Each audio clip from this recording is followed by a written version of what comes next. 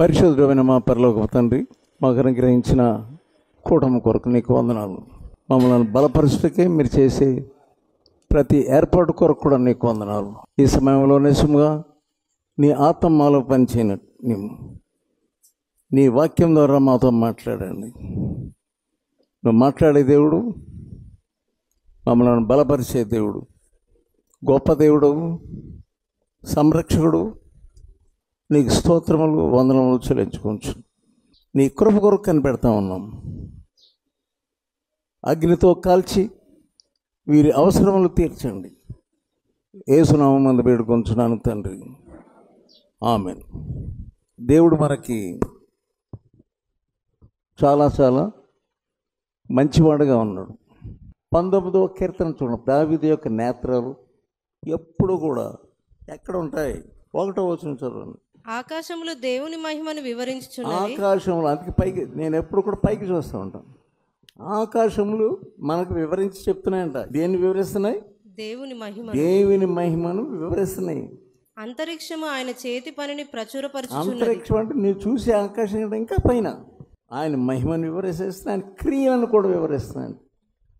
అందుకే అబ్రహాంతో దేవుడు ఏం చెప్పాడంటే, ఒకసారి అబ్రహాం గుడారంలోకి దేవుడు వెళ్ళి ఏమన్నాడు? బయటికి రా అన్నాడు.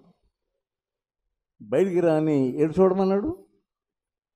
ఎక్కడ మీకు కష్టం వచ్చినా నష్టం వచ్చినా మీకు ఏ విధమైన నిరీక్షణ లేని సమయం వచ్చినా ఎక్కడ చూడాలి? మీకు అప్పుడప్పుడు కష్టం వేదన చిరాకు వస్తుంది, అనిపిస్తుంది. ఈ బతుకెందుకు రా బాబా అనిపిస్తుంది, చేస్తే బాగుండు. కానీ వెంటనే పైకి చూడు.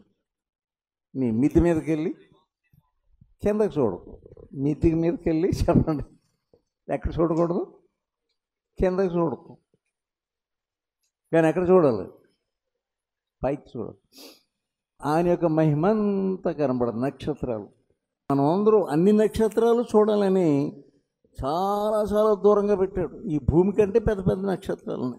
ఎంత వైశాల్యం చూడండి ఆకాశం, ఎంత పెద్దది అది. అది చూసుకుంటూ దావీదు దేవుని యొక్క మనసుతో నింపుకున్నాడు. అంతే. అది దావీదు జీవితం యొక్క రహస్యం. దావీదు యొక్క విజయముల రహస్యం ఏంటంటే పైకి చూసేవాడు. నీవు కూడా ప్రతి ఒక్కొక్కరు కూడా మా జీవితం ఇలాగైపోయింది, మా జీవితం అలాగైపోయింది అని అనుకున్న వాళ్ళందరూ కూడా రాత్రులు పైకి చూడండి. పగలైనా సరే, ఇప్పుడు నేను ఎలా పొద్దున్నే చూశాను, మీరు కూడా పొద్దున్నే పైకి చూడండి. అసలు మీ విచారాలు, మీ కష్టాలు అవన్నీ అలా ఒకసారి చూడటం కాదు, చాలాసేపు అవసరమైతే కుర్చీ వేసుకొని చూడండి. లేకపోతే ఆయన మహిమంతా కనబడుతుంది. ఆ సూర్యుడు పైకి వచ్చేకొలిగి పైకి వచ్చేకొలిగి అది మారుతూ ఉంటుంది. ముఖం వచ్చేసంతా మారుతూ ఉంటుంది. మళ్ళీ దిగుతున్నప్పుడు చూడండి, ఆ సూర్యుడు దిగుతున్నప్పుడు చూడండి సాయంకాలం, ఇంకా చాలా గోల్డెన్ ఆపర్చునిటీ చూడడం అనేది. రోజు చూడవచ్చు. సరే, ఈరోజు చూసారంటే అంతటితో అయిపోద్దా? మళ్ళీ రేపు వస్తుంది. ఆయన ఏంటంటే నీకు మాటి మాటికి అదే పాఠం, మాటి మాటికి అదే పాఠం అది మాటి మాటికి అదే పాఠం నువ్వు రోజు చూడాలి. ఆయన దావీదు అడవిలో ఉండేవాడు. అడవిలో అంటే ఎన్ని రోజులు అయినా సరే అడవిలోనే కాలక్షేపంగా. అందుకని ఆ పాఠం మీతో పాడించాను. ఎల్లప్పుడూ అంటే మళ్ళీ రేపు అదే పాట పాడుకోవాలి. దేవుడు మనలను ఈ పాత పాఠాలే మరల జ్ఞాపకం చేసుకోవాలని కోరుతున్నాడు. ఇవన్నీ బైబిల్లో ఉన్నాయన్నీ కూడా ప్రతి సంవత్సరం అయ్యే నేర్పిస్తున్నాం. ఆయన శ్రమల దినాలు వచ్చినాయి అనుకోండి, ఏమేమి అంశాలు ఉన్నాయో మీకు తెలుసు. పేతురు ఏం చేశాడో తెలుసు, యోధా ఏం చేశాడో తెలుసు, ఇంకా వాళ్ళందరూ పారిపోయారని తెలుసు.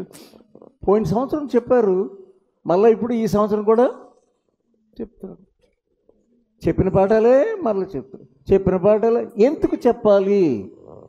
ఎందుకు అవే ఈ బైబిల్ రాసినవన్నీ మరలా ఎందుకు చదవాలి? ఎన్నోసార్లు బైబిల్ చదువుతున్నారు మీరు. చదువుతుంటే అవే చదివే చదువుతున్నారు ఎందుకు? అది క్వశ్చన్. మళ్ళా రేపు ఎందుకు సూర్యుని చూడాలి? అది ఎందుకు మరలా వచ్చి కనబడతా? మళ్ళీ కనబడేటట్టు చేశాడు దేవుడు. అయిపోయింది కదా. నువ్వు బైబిల్లో వినే వాక్యాలు ఏంటి? బైబిల్లో మనం వినే సంఘటనలు ఏంటి? మాటి మాటికి చదవలసింది, మాటికి నువ్వు చదవలసింది. చదివితేనే కానీ నీ బుర్రలోకి వచ్చినది ఇంకొక సంవత్సరం కొంచెం కిందకు దిగుతుంది, ఇంకా ఒక సంవత్సరానికి ఇంకా కొంచెం కిందకు దిగుతుంది. అలా కొన్ని సంవత్సరాలు అయిన తర్వాత ఇక్కడికి వస్తుంది. మీకు దరిదాపు 30 సంవత్సరాలన్నా 40 సంవత్సరాలన్నా అయితేనే కానీ ఒక సంఘటన బాగా ఇంకదు. మీరు ఏదో పెద్ద ఒకసారి చదివేది మాకు అంత వచ్చేసింది అనుకోవద్దు. ఒక్క సంఘటనే కొన్నిసార్లు చదివినాడు వేరుగా నీకు అర్థమయ్యేటట్టు చేస్తారు. మొదటి కొరింథీ 10వ అధ్యాయం. ఇవన్నీ ఎందుకు రాసి పెట్టారు? ఎందుకు మళ్ళీ చదవమన్నాడు? అనుదినము చదవమంటున్నాడు దేవుడు. రైట్. 11వ వచనం. ఈ సంగతులు దృష్టాంతములుగా వారికి సంభవించి, అది ఎవరికంటే ఇశ్రాయేలీయులకి, యుగాంతమందున్న మనకు బుద్ధి కలుగుటకై అది వ్రాయబడెను. మనం ఎక్కడున్నాం? యుగాంతము. చెప్పండి అందరూ, మరలా చెప్పండి. ఎక్కడున్నాం మనం? అంతంలో ఉన్నాము. మనకి ఏం చెప్పడానికి, ఏం బుద్ధి చెప్పుటకై, మనకి బుద్ధి చెప్పుటకై ఏమేం బుద్ధి చెప్పాలి మనకి? అక్కడే ఉంది. అదంతా చదువుకుంటూ వస్తే ఇశ్రాయేలీయులు చేసినటువంటి వేషాలన్నీ కూడా దాంట్లో ఉన్నాయి. ఏమేమి వ్యవహారాలు చేశారు, వారు చేసిన వ్యవహారాలను బట్టి వారు అనుభవించిన పర్యవసానములు ఏమిటి, అవన్నీ ఆ కొంచెంలోనే ఉంది. యుగాంతమందున్న మనకు బుద్ధి చెప్పుటకై వాళ్ళు ఏం చేశారు? దాని ముందు వచనం చదవండి, 10వ వచనం. మీరు సనుగకుడి. ఏంటంటే మీరు బుద్ధి చెప్తున్నాడు. దేవుని యొక్క వాక్యం ద్వారా దేవుడు మనకి యుగాంతమందున్న మనకి బుద్ధి చెప్తున్నాడు. సూర్యుడు ఎలాగా కనపడుతున్నాడు ప్రొద్దున్న, అలాగే మనం ఆయన బుద్ధి చెప్పిన బుద్ధి ఏమేమి బుద్ధి చెప్పాడు మరలా మనం అయ్యే జ్ఞాపం చేసుకో. వాళ్ళు ఏం చేశారంటే, వాళ్ళు ఇశ్రాయేలీయుల తప్పుల్లో చాలా ప్రధానమైన తప్పు ఏంటంటే సనగడం, గొణగడం. ఎప్పుడు సణుగుతూనే ఉంటారు. భర్త ఏమంటాడంటే ఇంటికి వెళ్తాను భయం వేస్తుంది అంటాడు. ఇంటికి వెళ్తే చాలు ఏం మొదలు పెడుతుంది? ఇంటికి వెళ్ళగానే సణగడం మొదలు పెడుతుంది. ఆ సణుగుతో విసుగుపోయి పారిపోతాడంతే. పారిపోయి ఎప్పుడు వస్తాడు? మళ్ళా అర్ధరాత్రి ఎప్పుడో నువ్వు పడుకుని వస్తారు. ఓ భర్త ఉన్నాడంట, వాడు ఇంట్లోకి రాకముందు కిటికీలో చూస్తాడంట, ఈమె మెలుకుందా లేదా. ఆమె ఇంకా మెలుకుంటే మళ్ళీ వెళ్ళిపోతాడంట. ఇది మళ్ళీ మొదలు పెడతాడు చేట భర్త. నేనేమన్నా నువ్వు ఏం చేస్తున్నావు? నువ్వు పలానా నాకు చింతపండు తీసుకురమ్మన్నా ఇంకా తీసుకురాదు, నీకేమో అన్నం పెట్టమంటావు నువ్వు అని మొదలు పెడతాను. అందుకని అసలు ఇంటికి వెళ్తే భయం వేస్తుంది కనుక కిటికీలోంచి చూసి ఓరు ఇంకా బాబు ఇంకా బ్రతిగా ఉంది, ఇంకా మెలకుగానే ఉంది అని వెళ్ళిపోతాడు. వెళ్ళిపోయి కొన్నిసార్లు అలాగే వెళ్ళి వచ్చి ఆఖరిని చూస్తాడంట. అప్పుడు అన్నప్పుడు లోపల నెమ్మది తీసుకుని వస్తాడంట. ఈ గొడవ లేకుండా చాలామంది ఇంట్లో మీ యొక్క శాంతి అంతా పోగొట్టుకుంటున్నారు. ఎందుకంటే సనగడం, గొడగడం, సణుగుడు ఏది చేసినా కానీ సణుగుడే. మీరు ఆడవాళ్ళు నోరుని సరిగ్గా కట్టిపెట్టుకోండి. ప్రతి దానికి ఏదో అంటారు, సిద్ధమై ఫైటింగ్ రాని సాంగతి అని చెప్తాను అంటూ ఉంటాం. ఆడవాళ్ళు నోరు సరిగా ఉంటే అది ఇల్లు శాంతిగా ఉంటుంది. ఏం మాట్లాడాలో ఏం మాట్లాడకూడదో దేవుడు నీకు జ్ఞానం ఇస్తాడు. ఇది మాట్లాడితే రెచ్చిపోతాడు అతను. అందుకే నేను మాట్లాడను. జ్ఞానవంతురాలు అర్థమవుతుందా? ఎవరు కట్టాలంటే జ్ఞానవంతుడు అని చెప్పలేదు. జ్ఞానవంతురాలు తన ఇంటిని ఇంకేముంది మూఢురాలు తన చేతులతో పెట్టి వేసుకుంటారు. వీళ్ళు అజ్ఞానులు, ఊరికి నేను నోరు పారేసుకుంటారండి. ప్రయత్నం ఎలా పారేసుకుంటున్నారు వీళ్ళు? సంఖ్యాకాండం 21వ అధ్యాయం 4వ వచనం. వారు ఏదేను దేశమును చుట్టిపోవాలనని హోరు కొండ నుండి ఎర్ర సముద్ర మార్గమున సాగినప్పుడు మార్గాయాసము చేత జనుల ప్రాణము సొమ్మసిల్లెను. మార్గాయాసం చేత వాడికి ఆయాసం వచ్చేస్తాం. మనకి ఎప్పుడు వస్తుంది సణుగుడు? ఆయాసం వచ్చినప్పుడు సణుగు వస్తుంది. అక్కడ ఏదో కఠినమైన పని ఉంది, సణుగుడు. ప్రతి దానికి సణుగుడు. మానవులందరూ బాగా వర్షం వచ్చేస్తుంది అనుకోండి, ఇంట్లోంచి బయటికి వెళ్ళలేకపోతున్నాం అనుకోండి, దేన్ని తిడతారు? బాగా వర్షం వచ్చేస్తుంది, దేన్ని తిడతారు చెప్పండి? ఆ వర్షాన్ని తిడతారు. అసలు ఆ వర్షం లేకపోతేనే ఈ పంటలు పండవు. ఆ పంటలు పండే వర్షాన్ని ఛీ అంటారు. ఇది ఎక్కడ దొరికిందో ఈ వర్షం? వర్షాన్ని ఎవరు కలుగు చేశారు? దేవుడు కలుగు చేశారు. బాగా ఎండ ఉందనుకోండి, మాడిపోతున్నాను అనుకో, ఛీ ఇది ఒక ఎండ. చలి బాగా ఉందనుకోండి, దేని తిడతారు? ఆయన చేసిన ఋతువులన్నిటినీ తిడతారు. మీరు ప్రతి దానికే సరి తిట్టడమే, ప్రతి దానికే సడగడమే. భర్త మీద సణుగుతారు, పిల్లల మీద సణుగుతారు. ఆ పిల్లల మీద ఎలా సణుగుతారంటే, ఇక్కడ నా వెనకాల నువ్వు చచ్చావే, వెళ్ళి అవతలకు పోయి సావు అంటారు పిల్లలు. వంటగదిలో నా దగ్గర చచ్చావే, ఆ మాట పిల్లలకు అంటుకుంటుంది. పిల్లలు అదే భాష నేర్చుకుంటున్నారు. దాన్ని ఎంతో చక్కగా, సౌమ్యంగా, ఎంతో అర్థవంతంగా, మర్యాదగా చెప్పవచ్చు. ఎరా నాన్న, నేను పని చేసుకుంటున్నాను, తొందర చేయకు అని మంచిగా మాట్లాడుకోవాలి. క్రీస్తు లేకపోతే ఎలా ఉంటుంది?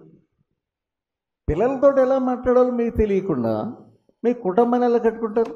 ఆ భర్తలో తిట్టుకుంటాడు, నా ప్రాణానికి ఎక్కడ తగిలాడో కానీ బయటికి మాత్రం బాగానే ఉంటారు. ఏమంటే పువ్వులు తీసుకొచ్చారా? చక్కగా మాట్లాడతారు.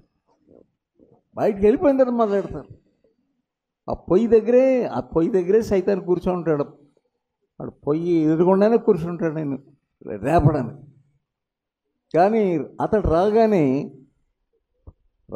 చెమటతోటి వస్తాడు కనుక, మీ ఆయన చెమటతోటి రాగానే ఫస్ట్ ఓ చక్కని టీ తాగేవాడైతే టీ రాగానే ఏం చేయాలి? ఏమందించాలి? ఏమండి కూర్చోండి. దెబ్బకి ఐస్ క్రీమ్ అయిపోతాడు. ఈ లోపల వచ్చాడు కనుక నువ్వేం చేయాలంటే అప్పుడే స్టవ్ మీద వేడి నీళ్ళు పెట్టేయాలి. పొయ్యిలో వేడి నీళ్ళు పెట్టేసి టీ తాగే లోపల ఏం తయారు చేయాలి? ఆయన స్నానానికి అక్కడి నుంచి అరిస్తాడు బాత్రూమ్ దగ్గర. ఏ టవల్ ఏమైంది? నీ మైండ్ ఏమైపోయింది నీకు? మొదలెడతాడు. టవల్ మర్చిపోతారు. నా సబ్బు ఎక్కడన్నా అరుస్తాడు బాత్రూంలోంచి. జ్ఞానవంతురాలు అయితే ఏం చేస్తుంది? వాడిని ఎలా ఫస్ట్ ఐస్ క్రీమ్ చేయాలి, తర్వాత బాగా చెమటతో వచ్చాడు కనుక నీళ్ళు పెట్టాలి. అప్పుడు ముందే చెప్పేస్తారు, ఈ పెద్దవాడు మాట్లాడట్లేదు అసలే, వాడు ఎక్కడికి వెళ్ళిపోవడం నాకు అర్థం కావట్లేదు అసలే అని వీడిని అందరిని కలిసి రాగానే తిడితే, వాడు పెద్దవాడు రాగానే వాడికి దొరవ వేసేస్తాడు. ఏంటో వాడికి తెలియదు. అందుకే జ్ఞానం ఉండాలి స్త్రీలందరికీ. మీరు ప్రార్థన చేసుకోండి స్త్రీలారా. ప్రార్థన ఏం చేసుకోవాలి? ప్రభువా నాకు జ్ఞానము దయచేయి. మీకు ఈ ఉద్యోగాలకి చదువులు ఉన్నందువల్ల ప్రయోజనం లేదు. ఈ మార్గాయసం చేత వీళ్ళు సణుకుతున్నారు. కాగా ప్రజలు దేవునికి మోషేకును విరోధంగా మాట్లాడి, ఈ అరణ్యంలో చచ్చుటకు ఐగుప్తులో నుండి మీరు మమ్మల్ని ఎందుకు రప్పించితిరి? చావు మాటలు వస్తున్నాయి. మేము కష్టపడుతున్నామని మర్యాద గల మాట రావట్లేదు. అయ్యా మోషే గారు మాకు కొంచెం కష్టంగా ఉందని అనట్లేదు. సావడానికి తీసుకొచ్చావా నువ్వు? నేను సావడానికి నాకు తగిలేవా నువ్వు? భర్తను అంటాము పిల్లలు. ఒక తండ్రి చిన్నప్పుడు నేను అన్నాను, నన్ను కోసుకొని తినరా మీరు? 7 పిల్లలు. 7 పిల్లలు ఏమని తిడతాడంటే, నన్ను కోసుకొని తినేంటారా మీరు? తర్వాత మారు మనిషి పొందాడు. వాళ్ళందరినీ ఇంతకుముందు పంది, కుక్క, నక్క అంటూ ఉండేవాడు. మారు మనిషి పొందిన తర్వాత ఒకళ్ళొకళ్ళు ఎలా తిట్టుకోవాలంటే, ఒక కోపం వస్తే ఒక గొర్రె అనమన్నా, ఇంతకుముందు బర్రె, ఇప్పుడు ఏం తిట్టుకోవాలి? గొర్రె. ఆడేనవాడు ఓ మేక. అట్లా నేర్పించాడు. మారు మనసు పొందాడు కనుక. మీరెలా నేర్పించండి? మంచి భాషలు నేర్పించు. సావడానికి తీసుకొచ్చావు ఇక్కడికి, రైట్. ఇక్కడ ఆహారం లేదు. ఏం లేదంట? నిజం చెప్పండి, ఆహారం లేదా వాళ్ళకి? ఏం ఆహారం అది? ఎవరు తినలేనటువంటి ఆహారం ఇశ్రాయేల్కి ఇచ్చాడు. ఏ ఆహారం అది? దేవదూతలు తినే ఆహారం. దాని పేరేంటి చెప్పండి గట్టిగా, ఇంకా గట్టిగా. హన్నా కాదు, మన్నా. రైట్. నీళ్లు లేవు. నీళ్లు లేవంటారు. చవి సారం లేని ఈ అన్నము మాకు అసహ్యమైనదనిరి. దేవదూతలు తినే ఆహారాన్ని ఎలా తేలిగ్గా మాట్లాడుతున్నాడు చూడండి. అందుకనే దేవుడికి చాలా కోపం వచ్చింది, విచారం వచ్చింది. అదే పరలోకంలో తినే ఆహారం వీళ్ళకి పంపిస్తే ఎవరికి నేను పంపించలేదు, వీళ్ళు ఏంటి ఇలా మాట్లాడుతున్నారు? వాళ్ళకి కావాల్సినన్ని బండన కొట్టగా నీళ్ళు వచ్చినాయి. ఏది కావాలంటే అది ఇస్తున్నాడు ఆయన. కానీ సొణుగుడు అనే దెయ్యం ఉంది. ఆ దెయ్యమే మీ ఇంట్లో పనిచేస్తాను. ప్రతి చిన్నదానికి సడుగుతారు. ప్రతి చిన్న సడగ అవసరం లేదు. ఏమి సడగ అవసరం? నీ ఎంత నష్టం వచ్చినా సరే, ఒక ఆయనకి పెద్ద ఫ్యాక్టరీ ఉందండి, పెద్ద ఫ్యాక్టరీ. అది కనబడదు, వాళ్ళకి కనబడుతూ ఉంటుంది, కొంత దూరంలో ఉంటుంది అది. ఒకసారి ఎందుకో మధ్యరాత్రి పైకి వెళ్ళాడంట. ఇంట్లో మేడ మీదకి వెళ్ళి ఎందుకో అటు చూసేవాడికి ఒక ఫ్యాక్టరీ కాలిపోతుంది. అప్పుడు ఈయన ఏం కంగారు పడలేదు, భార్యని పిలిచి, చూడండి చూడమ్మా ఎంత కలర్గా ఉన్నదో చూడండి ఆ మంటలన్నీ అంటాను. మన మాటలు ఇతరులు కంగారు పెట్టకూడదు, నీవు కంగారు పడకూడదు. అసలు ఎప్పుడైనా చూడగలం అంత టెక్నికల్గా? చూడండి ఎంత టెక్నికల్గా కాలిపోతుంది చూడు అంటున్నారు. మీ మాటలు మీరు ఎలా ఉండాలంటే మార్చుకోవాలి. ఏదో ఒకటి చెప్పాలనుకుంటున్నారు మీరు ఇతరులకి, మీరు చెప్పే రీతిగా చెప్పడానికి దేవుడు జ్ఞానం ఇస్తాడంటే. ఒక సేవకుడు ఉన్నాడంట, నయమాన్ అనేటటువంటి వాడికి దగ్గర. ఎలీషా దగ్గరకు వచ్చి ప్రార్థన కొరకు వచ్చి అతడు ఏమన్నాడంటే, వెళ్ళి యోర్దాను నదిలో మొలగమన్నాడు. కోపం వచ్చేసి వెళ్ళిపోతున్నాడు. అప్పుడు ఒక సేవకుడు ఉన్నాడు. ఒక సేవకుడు ఏమన్నాడు? నాయన, చదవండి అది, రాజుల గ్రంథంలో ఉంటుంది 5:13. నాయన ఆ ప్రవక్త ఏదైనా ఒక గొప్ప కార్యము చేయమని నియమించిన ఎడల ఆ నయమాను నాయన అవుతాడు అతనికి. సో నీకంటే పెద్దోళ్ళు తిట్టవచ్చు, ఒకవేళ అరవచ్చు, లేకుంటే ఏదో కోపంతో ప్రవర్తించవచ్చు. ఎటువంటి మాట అదే మందు అంటే, సరైనటువంటి మాట ఒక మందులు అంటే. నాయన అన్నాడంతే. ఆ ప్రవక్త ఇంకోటి ఏదైనా చెప్తే చేయలేవాను, ఏముంది దాంట్లో? తర్వాత అయితే స్నానం చేసి శుద్ధుడవు కమ్మని మాట దానికంటే మేలు కదా అంటే నీకెందుగా ఇంత కోపం వచ్చేసింది? ఆ నాయన అనే మాట అంత ఎత్తు ఎగిరినటువంటి కిందకి చేసింది. అంత శక్తి ఉంది ఆ మాటలలో ఏముంది?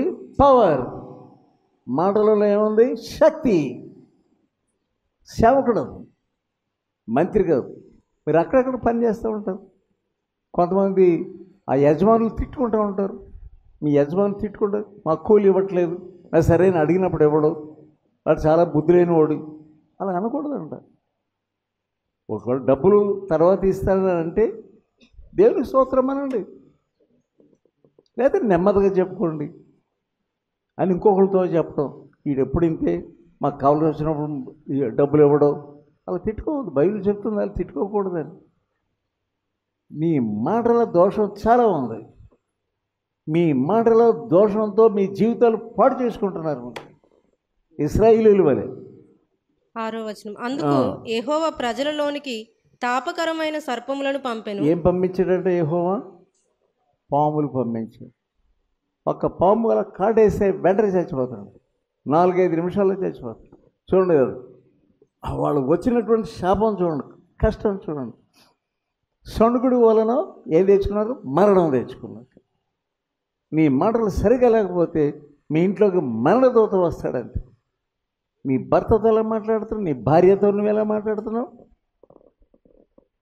అందమైన ప్రేమగల మాట మాట్లాడు నీ భార్యతో. పిల్లలతో కూర్చోబెట్టుకొని వాళ్ళని చక్కని మాటలు, దేవుని మాటలు చెప్పు. కుటుంబారాధన చేయి. ఏ ఇంట్లో కుటుంబారాధన ఉండదో ఆ ఇంట్లో సంతోషం ఉండదు, ఆశీర్వాదం ఉండదు. చాలామంది కుటుంబారాధన లేకుండా గడిపేస్తున్నారు అంతే. మీరు ఎవరైనా సరే మీ ఇంట్లో కుటుంబారాధన ఉందా? రేపటి నుంచి మొదలుపెట్టిన కుటుంబారాధన. ఒక పాట పాడుకోండి, ఆ పిల్లలకి పాట నేర్పించండి. అధ్యాయం అంతా చదవటానికి టైం లేదనుకోండి, కొన్ని మాటలు చదవండి. అందరూ పెద్ద పెద్ద ప్రార్థన కుటుంబాలలో కొంతమంది వెర్రి కుటుంబారాధన చేస్తారు. ఒక అధ్యాయం అంతా చదివిస్తారు. అది 119కి అది ఎంత అధ్యాయం ఉంటుంది? 70 వచనం ఉన్న అధ్యాయం అంతా చదవాలి మనం. అంటే ఎట్లా ఓ 10 వచనాలు చదువు సరిపోద్ది, వాళ్ళకి అర్థమైంది. ఓ పాట, తక్కువ పాట. కుటుంబారాధన సంతోషంగా లైవ్లీగా ఉండనివ్వండి. అది ఎంతో సంతోషంగా ఉండాలి. తాపకరమైన సర్పములను పంపించండి సొణుగుడికి. సరే, సంఖ్యాకాండం తెద్దాం. 14వ అధ్యాయం 2వ వచనం. మరియు ఇశ్రాయేలులందరూ మోషే అహరోనులపై సనుగుకొనిరి. ఎందుకంట వేగు చూసి వచ్చారంట వాళ్ళు. వేగు చూసి వచ్చిన వాళ్ళలో 10 మంది ఏమో తిరగబడుతున్నారు. మేము మిడతల్లాగా ఉన్నాం, వాళ్ళు పెద్ద పెద్దోళ్ళుగా ఉన్నారు, అవి ప్రాకారాలు పెద్దగా ఉన్నాయి, చాలా భయంకరమైన పరిస్థితి అంటున్నారు. ఇద్దరేమో అది చాలా మంచి దేశం అంటున్నారు. ఆ ఇద్దరు ఎవరు చెప్పండి? యెహోషువ, కాలేబు అనేటువంటి వాళ్ళు ఏమన్నారంటే వాళ్ళని ఆఫ్ చేస్తున్నారు. అలా అనకండి, అలా అనకండి. అది మంచి దేశం, మనం స్వాధీనపరుచుకుంటాం, మన దేవుడు మనకు తోడుగా ఉంటాడు అని వీళ్ళు అంటున్నారు. అక్కడేమవుతుందో చూడండి. ఆ సర్వ సమాజం అయ్యో ఐగుప్తులో మేమేలా చావలేదు. అదే మాట చావాలని కొంతమంది ఆడవాళ్ళు ఎప్పుడు అదే మాట, నేను చేస్తే బాగుండు. మీ పిల్లోడు పిసికేస్తుంటే ఏమంటే వాడు చేస్తే బాగుండు, ఇదే మాట. సణుకుడు గొణుకుడు 7వ వచనం. ఇశ్రాయేలుల సర్వ సమాజముతో మేము సంచరించి చూచిన దేశం మిక్కిలి మంచి దేశము. వీళ్ళేమంటున్నారు ఇద్దరు? మిక్కిలి మంచి దేశం. చెప్పండి, మిక్కిలి మంచి దేశం. ఆ దేశంలోనికి మనల్ని తీసుకెళ్ళడానికి సిద్ధం అన్నాడు ఆయన. ఎందుకు మీకు సణుకుడు? ఎందుకు? మిక్కిలి మంచి దేశం. యెహోవా మన యందు ఆనందించిన ఎడల ఆ దేశములో మనలను చేర్చాడు, దానిని మనకిచ్చును, దానిని మనకిస్తాడు. అది విశ్వాసం. దేవుడు తప్పకుండా సహాయం చేస్తాడు, తప్పకుండా మన కష్టాలు తీర్చేస్తాడు, తప్పకుండా మన యందు ఆనందిస్తాడు. ఎటువంటి మాటలు! ఆ ఇద్దరు మాటలు ఎలా ఉన్నాయి? ఈ 10 మంది మాటలు సర్వ సమాజాన్ని రేకెత్తించేసినాడు. అందరు గోల అయిపోయినాయి. ఎలా ఉండాలి నీ మాటలు మార్చుకోండి. నీ నాలుక సరిగా లేకపోతే ఆ నాలుక అగ్ని. బైబిల్ ఏం చెప్తుంది? నాలుక అగ్ని. నీవు ఇంటికి వెళ్ళిన తర్వాత నీ భార్యతో మంచి మాటలు మాట్లాడు. ఆమె ఏదో మాట్లాడుతుంది, కానీ నువ్వు వెంటనే నేను ఒక్క దెబ్బ కొట్టి చంపేస్తానంతే. ఆ మాటలు మానే. ద్వేషంతో కూడిన మాటలు అవి. నీలో ఉన్న మంచితనాన్ని ఆమె చూడాలి, నీలో ఉన్నటువంటి నెమ్మదిని ఆమె చూడాలి. 8వ వచనం. యెహోవా మన యందు ఆనందించిన ఎడల ఆ దేశంలో మనలను చేర్చి దానిని మనకిచ్చును, అది పాలు తేనెలు ప్రవహించు దేశం. అది వీళ్ళు ఏమంటున్నారు? ఆ దేశము మనకు దేవుడు ఇచ్చేటువంటి దేశం ఎటువంటిదంటే అది పాలు తేనెలు. వీళ్ళకి విశ్వాసం ఉంది, కానీ మిగతా వాళ్ళకి విశ్వాసం లేదు. ఈ యెహోషువ, కాలేబులకు ఏముంది? విశ్వాసం. ఆ విశ్వాసం బట్టి మంచి మాటలు, ప్రోత్సాహకరమైన మాటలు, వాళ్ళకు బుద్ధి చెప్పే మాటలు వస్తాయి. 1 కొరింథీ 10వ అధ్యాయం. ఇంకెవరెవరిని చూస్తున్నాను చూడండి. 7వ వచనం. జనులు తినుటకును త్రాగుటకును కూర్చుండి ఆడుటకు లేచిరి. ఆడుటకు, ఇదే సినిమా అంటే. నీ ఇంట్లో టీవీ ఉందంటే ఈ దెయ్యం, సినిమా దెయ్యం అంటే ఇదే. అల్లరితో కూడిన ఆటపాటలు. జనులు తినుటకు త్రాగుటకు, ఆ టీవీ ఎదురుకుండా తినేటప్పుడు కూడా టీవీ చూస్తూ ఉండాలి. ఏం పురుగులు పడుతున్నాయో నీ భోజనంలో అవన్నీ నీకు అవసరం లేదు, ఏ పురుగైనా తినేస్తాను. భోజనం చేసేటప్పుడు టీవీ ఎందుకు? అటువంటి పిచ్చి మాటలు ఎందుకు వింటున్నావు? తినుటకు, త్రాగుటకు, ఆడుటకు అని వ్రాయబడినట్లు వారిలో కొందరి వలె మీరు విగ్రహారాధకులై ఉండకుడి. విగ్రహారాధన ఇది వరస. మీరు విగ్రహాలను వదిలేశారు కానీ అలవాట్లు వదలలేదు. వనభోజనాలు వెళ్తారు, వనభోజనాలు ఎక్కడెక్కడ తోటలోకి వెళ్ళి వండుకొని అక్కడ తినాలంట. వాళ్ళు వెళ్తున్నారు, మమ్మల్ని రమ్మన్నారు, మేమేం చేయలేదు. అక్కడ వాళ్ళు వండింది మేము తిన్నామంతే. ఏదో రకంగా వెళ్ళిపోతున్నాము. అన్యాచారాలు మారడం లేదు. ఇవన్నీ అనవసరంగా నువ్వు చేసిన టైం అంతా పాడు చేసుకుంటున్నావు. 8వ వచనం, మరియు వారి వలె మనం వ్యభిచరింపకయుందాము. వారి వలె వ్యభిచరింపకయుందాము. వారిలో కొందరు వ్యభిచరించినందున ఎంతమంది వ్యభిచారంలో పడ్డారు, ఒప్పుకోవటానికి మీరు వెనకాడుతున్నారు. లిస్ట్ వేసుకొని వాటన్నిటి విషయంలో పశ్చాత్తాపడు. నీకు దేవుడు భార్యని ఇచ్చాడు, సరిపోదు. ఎందుకు అల్లరి చల్లరగా అటు ఇటు చూస్తున్నావు? నువ్వు నీకెందుకు ఆ దయ్యం ఎందుకు పట్టుకుంది? నీకు భయం లేనివాడు. దేవుడు చెప్పే మాటలకి వినడం లేదు, విధేయత చూపించట్లేదు. నీ మంచి కొరకే చెప్తున్నాడు ఇవన్నీ. నేను ఎవరి మీద ఆశ పెట్టుకోవద్దు. అలాగే నీ భర్త ఉండగా ఎవరి మీద ఆశ పెట్టుకోవద్దు. ఇంకా ఎంతమంది వ్యభిచార పాపను ఒప్పుకోలేదో ఇది ఆఖరి రోజు. నీవు బైబిల్లో కూడా ప్రవర్తిస్తున్నావు. ఆ సినిమా చూసి చూసి చూసి చూసి చూసి నీ ఆశలు వేరైపోతున్నాయి. పనికి మాల మనసు వస్తుంది నీకు. చేస్తే నరకానికి వెళ్తావు నువ్వు. ఇంకా భయం లేని ఆట పాట తిండి ఆట ఇవన్నీ ఆ టీవీలో నేర్చుకొని.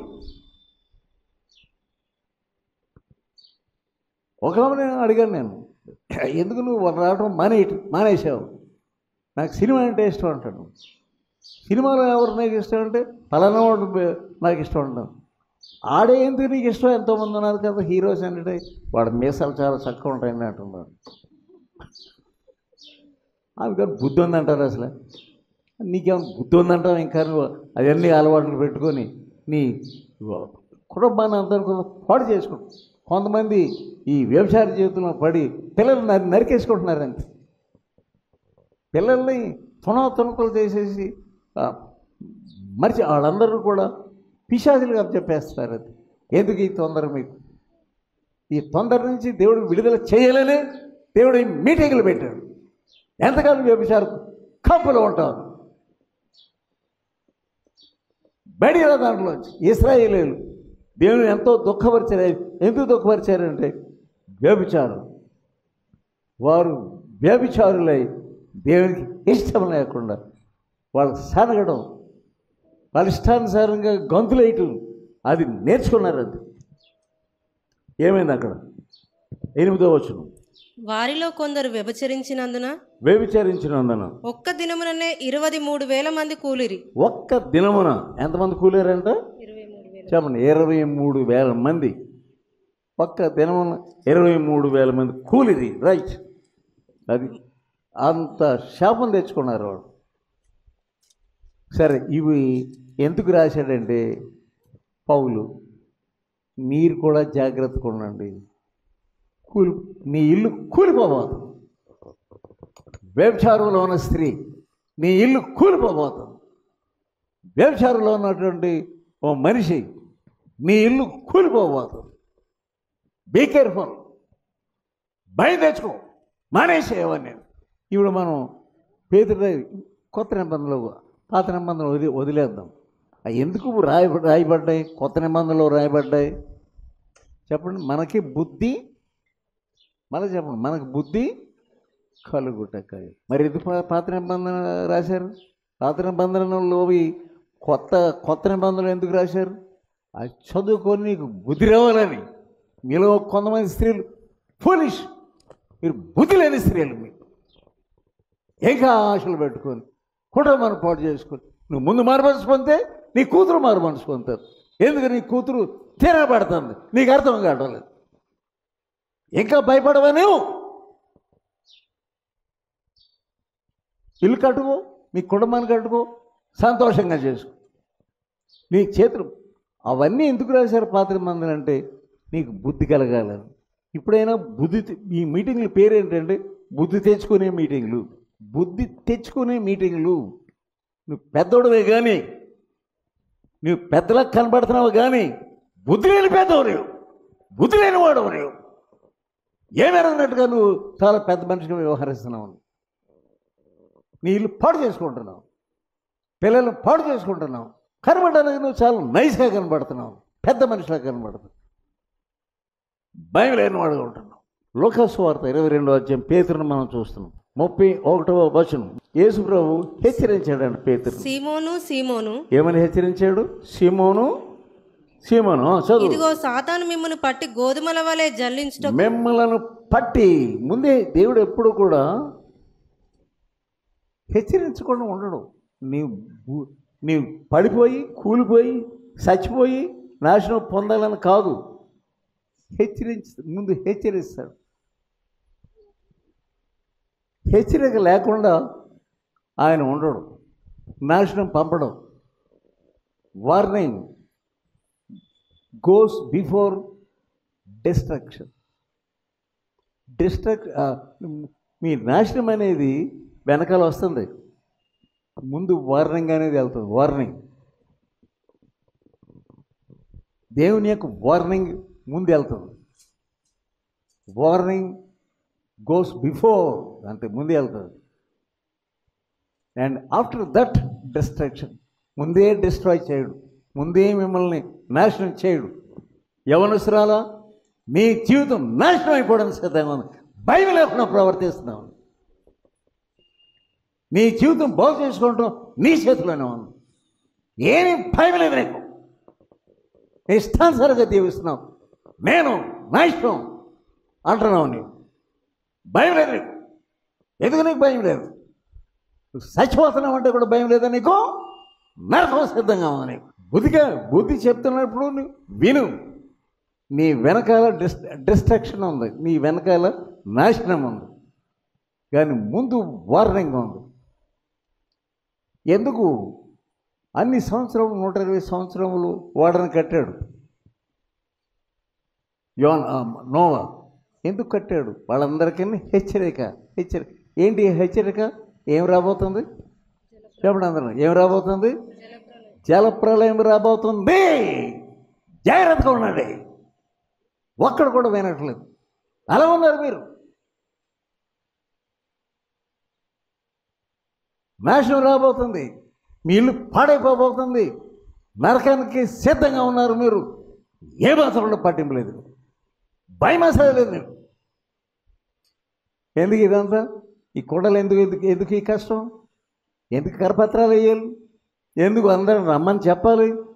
ఎందుకు ఇవన్నీ ఏర్పాట్లు అని ఎందుకు చేయాలి? పేతురుకి వార్నింగ్ ఇస్తున్నాడు, నీకు వార్నింగ్ ఇస్తున్నాడు, హెచ్చరిక ఇస్తున్నాడు. ఏంటంట హెచ్చరిక? సీమోను, చెప్పండి. సీమోను సీమోను, ఇదిగో సాతాను మిమ్మల్ని పట్టి గోధుమల వలె జల్లించుటకు మిమ్మల్ని కోరుకొనెను గాని. గోధుమల వలె జల్లించడానికి కోరుకొని ఉన్నాడు. 32వ వచనం. నీ నమ్మిక తప్పిపోకుండానట్లు నేను నీ కొరకు వేడుకొంటిని. ఎవరు వేడుకుంటున్నారు మనకు? ఎంతవరకు నువ్వు బతికి ఉన్నావంటే ఎవరు నీ కొరకు ప్రార్థన చేస్తున్నారు? యేసయ్య ప్రార్థన చేస్తున్నాడు. అర్థం కావట్లేదు నీకు. నిన్ను చెల్లించిపోతున్నాడు, నీ కొరకు నేను ప్రార్థన చేస్తాను. మీలో కొంతమంది మీకు తెలియదు, యేసయ్య ప్రార్థన చేస్తున్నాడు, ఇంకా బ్రతికే ఉన్నాను. ఎన్నోసార్లు మరణం నీ దగ్గరకు వచ్చి తడతా ఉంది, ఇంకా బుద్ధి తెచ్చుకోవడం లేదు. నువ్వు నీ సొంత భక్తి కాదు, నువ్వు బ్రతికి ఉన్నావంటే ఆయన నీ కొరకు ప్రార్థన చేస్తున్నాడు. అంతే. నీ మనసు తిరిగిన తర్వాత నీ సహోదరులను స్థిరపరచుమని చెప్పాను. 33వ వచనంలో పేతురు ఏమంటున్నాడు చూడండి. అయితే అతడు, ప్రభువా, నీతో కూడా చెరలోనికి మరణమునకును వెలుటకు సిద్ధంగా ఉన్నానని ఆయనతో అనగా, ప్రభువా మీరు అలా అనుకోవద్దు, నీతో కూడా ఏమంటున్నాడు అతను? చెరలోనికి, జైల్లోనికి ఇంకా మరణమునకును వెలుటకు సిద్ధంగా ఉన్నాను, నేను సిద్ధంగా ఉన్నాను. ఎంత మనం అందరూ ఇదే మాట్లాడతామాట. నేను అంత త్వరగా వదలను యేసుప్రభుని, ఎవరేమైనా సరే యేసుప్రభు నాకు దేవుడు అంటారు. ఇదంతా ఏం మాట్లాడేవాడిని. ఆత్మ కలిగిన మాటల నోరు మూసుకొని వచ్చే చిత్తం చిత్తం ప్రభా నా కొరకు దయచేసి మీరు ప్రార్థన చేస్తున్నారు, వందనాలు, నేను చాలా వీక్, నా కొరకు ప్రార్థన చేయండి అని అంటలేదు. గుండె ధైర్యంతో నేను యేసుప్రభుకి ఎప్పుడు దగ్గరే ఉంటాను. నేను మాత్రం అటువంటి పిచ్చి పిచ్చి పని చేయను. నేను వదలను మిమ్మల్ని. ఒకవేళ చంపడానికి వచ్చినా సరే నేను వదలను. కొన్ని గంటలైన తర్వాత ఏం జరుగుతుంది? కొన్ని గంటలైన తర్వాత పేతురు ఏం చేయబోతున్నాడో చూద్దాం. పేతురికి ఇవన్నీ అయిపోయిన తర్వాత ఇతడు మనకు చెప్తాడు. రాత్రి మనం చూసాం కదా, 1 పేతురు 5వ అధ్యాయం 8వ వచనం. 1 పేతురు నిబ్బరమైన బుద్ధి గలవారై. ఇప్పుడు ఇదే పేతురు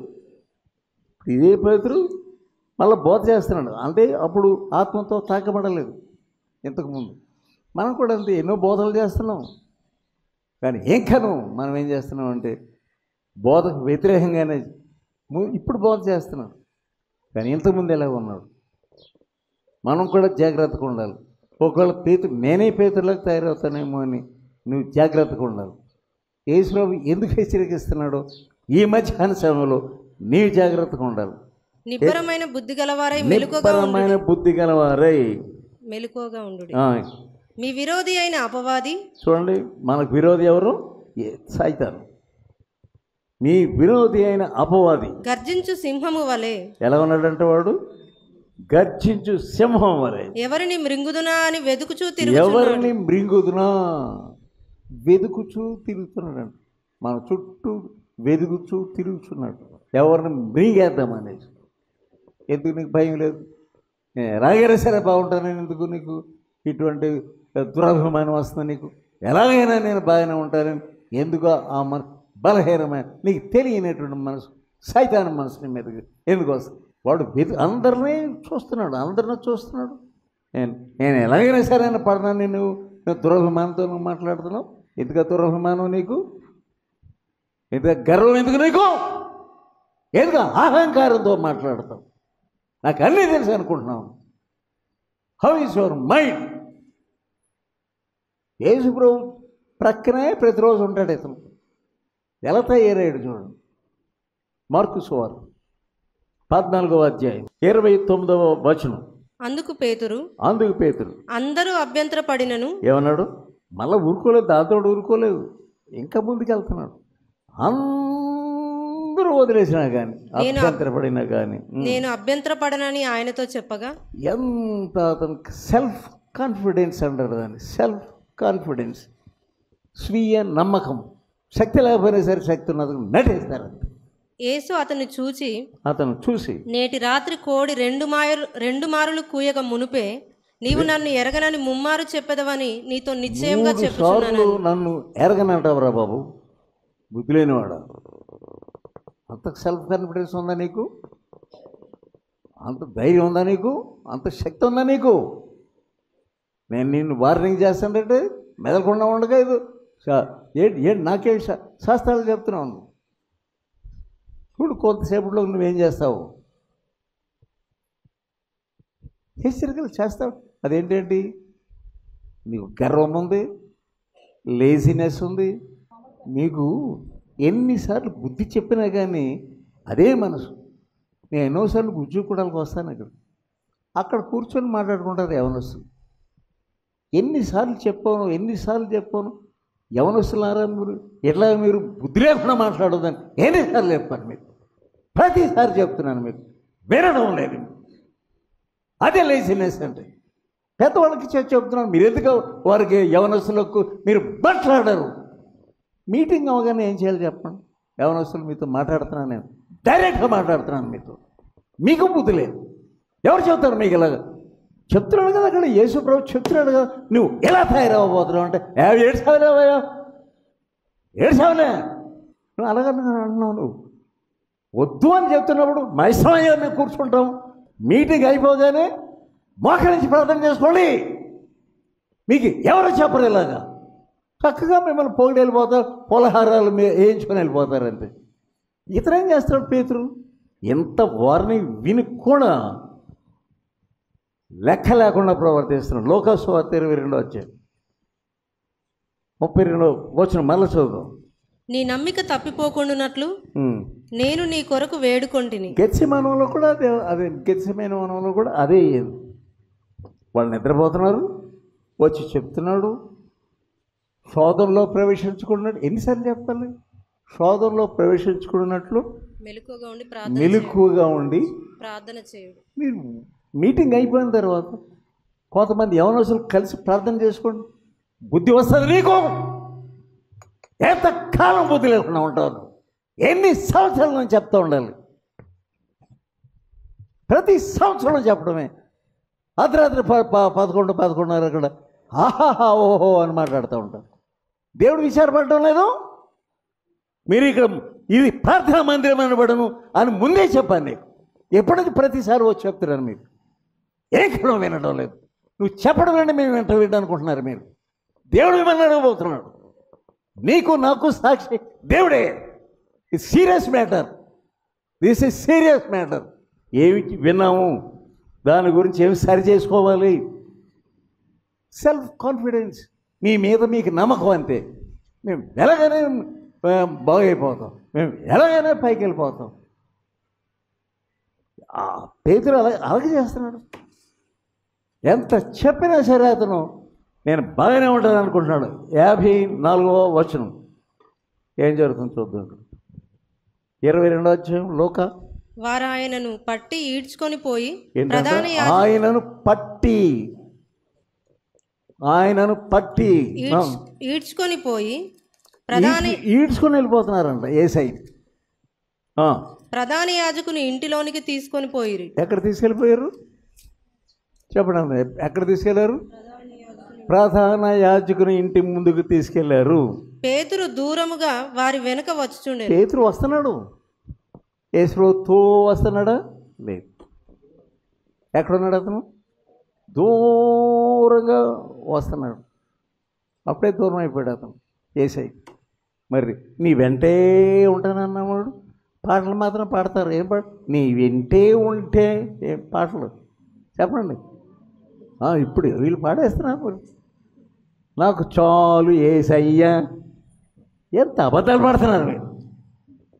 అందుకే అబద్ధ పాటలు పాడొద్దని చెప్పి పేతులకు తయారవుతారు. నా మాట అంటే మీకు లెక్కలేనప్పుడు నేను ఎందుకు రావాలేదు మీ వాక్యం చెప్పడం. మీకు చెప్పకపోతే నన్ను అడుగుతాడు ఏసయ్య. ఇన్ని చూసి ఏం చేసి వచ్చావు అక్కడికి? అడిగెళ్ళి 56వ వచనం. అప్పుడు ఒక చిన్నది ఆ మంట వెలుతురులో అతడు కూర్చుండుట చూచి. వాళ్ళ మంట వేసి కూర్చున్నాడంట. అది లేజినెస్ అంటే. మంట వేసుకొని మంట చుట్టూ కూర్చుంటారు. వాళ్ళ బుద్ధి లేని మంట ఎందుకు నీకు? లోపల ఉండాలి మంట. మంట వెలుతురులో బయలుదేరాడిన పేతురు. ఎక్కడ ఉండాలి? ఎక్కడ ఉంటున్నాడు? దుష్టుల ఆలోచన చెప్తున్నాడు. ఒక పాపుల మార్గం నిలువక అపహాసులు. అక్కడందరూ ఏసైని అపహసించే గ్రూప్లో జాయిన్ అయ్యాడు. ఇప్పుడు ఏది మానేశాడు? యేసు ప్రభువుతో ఉండడం మానేసి ఏ గ్రూప్లో జాయిన్ అయ్యాడు? అపహాసుకులు కూర్చున్న చోట కూర్చుండక అతన్ని తేరి చూచి వీడును అతనితో కూడా ఉండనని చెప్పాను. ఆ మంటలో కూర్చున్న వాళ్ళని ఎంత గౌరవంగా మాట్లాడుతున్నా చూడండి. వీడు ఒరే ఎదురు అన్నంత సీతుకు తెచ్చుకున్నాడు. అంటే మంట చుట్టూ ఎటువంటి వాళ్ళు కూర్చున్నారో వాళ్ళందరికీ తెలుసు. ఆ పిల్లకు కూడా తెలుసు. తేరి చూసి, ఎలా చూసిందంట? తేరి చూసి అందుకు పేతురు అమ్మాయి, ఓయి అమ్మాయి, నేను అతన్ని ఎరుగనా. నేను అసలు యేసుప్రభు ఎవరో నాకు అప్పుడు వరకు కూడా ఏమన్నాడు? నీతో సస్తానికి. అందుకే నీ ఉంటే నేను ఉంటాను యేసయ్య. ఎందుకు పడతాడు? సరిగ్గా సమయానికి హ్యాండ్ ఇచ్చేస్తా ఉంటే కొన్ని క్షణాలు ఎలా మారిపోయాడు చూడు. అసలు నాకు తెలియదు. యేసుప్రభు ఇంతవరకు చెప్పింది అదే. అబద్ధాలు మాట్లాడుకుంటారా బాబు అని అంటే ధైర్యంగా మాట్లాడుతున్నాడు. యేసుప్రభు వారిని ఆత్మలో కనిపెడుతున్నాడు. ఇతడు ఏం చేస్తున్నాడు మరికొంతసేపటికి మరి ఒకడు అతన్ని చూచి అతన్ని మరి మిగతా వాళ్ళని చూడవచ్చు కదా, అక్కడ ఉన్న మంటలో మంట దగ్గర కూర్చున్న వాళ్ళు ఇంకొకళ్ళని చూడవచ్చు కదా, వాళ్ళు కూడా తీరి చూడవచ్చు కదా. ఎవరు తీరి చూస్తున్నారు వాళ్ళు? అందరూ కలిసి పేతురుని. ఎందుకంటే అన్నాడు కదా, డబ్బా కవర్లు చెప్పాడు, డబ్బా కవర్లు. నీవును వారిలో ఒకడవే. పేతురు ఓయి నేను కానను, నేను కాను. ఎన్నిసార్లు ఇలా అబద్ధం మాట్లాడతావు? ఈశ్వరు పెంచాడు, ముమ్మారు చెప్తావు. కోడి కూయక ముందు యేసుప్రభు అంతా కనిపెడతానే ఉన్నాడు. మూడోసారి బొంకే సమయంలో 61వ వచనం. అప్పుడు ప్రభు తిరిగి పేతురు వైపు చూచెను గనుక పేతురు. యేసు యొక్క దృష్టి ఎవరి మీద ఉంది? యేసు యొక్క దృష్టి నీ మీద ఉంది. అబద్ధం మాట్లాడే మనిషి, యేసు ప్రభువును ఎవరో నాకు తెలియదని బొంకే మనిషి నీ వైపు యేసు ప్రభు చూస్తూ ఉన్నాడు. ఎంతకాలం ఇలా నువ్వు అబద్ధాలు మాట్లాడతావు? ఎంతకాలం నీ భార్యతో అబద్ధం మాట్లాడతావు? ఎంతకాలం నీ భర్తతో అబద్ధం మాట్లాడతావు? మీటింగ్లు జరిగిన వెంటనే, అయ్యా ఇక్కడి నుంచి నేను జాగ్రత్తగా ఉంటానయ్యా, ఇక్కడి నుంచి నేను బాగుంటానయ్యా. ఎన్నిసార్లు ప్రతి మీటింగ్ అదే చెప్తూ ఉంటాను. నన్ను అలా సాగనప్పుడు మీ ఆట పాట మీ సాగటం మనకి ఎందుకు బుద్ధి రావడం లేదు మనకు. 62వ వచనం. వెలుపలకు పోయి సంతాపపడి ఏడ్చెను. ఒక్క చూపు చూశాడు. ఆ చూపులలో ఎంత శక్తి ఉండొచ్చు. యేసు యొక్క చూపులో ఎంత శక్తి ఉన్నది. బయటేమో మంట ఉంది, బయటేమో అలరచలర అపహాస్యాలు ఉన్నాయి. వాళ్ళందరిలో కూర్చున్నాడు యేసయ్య ప్రేమించినటువంటి పేతురు.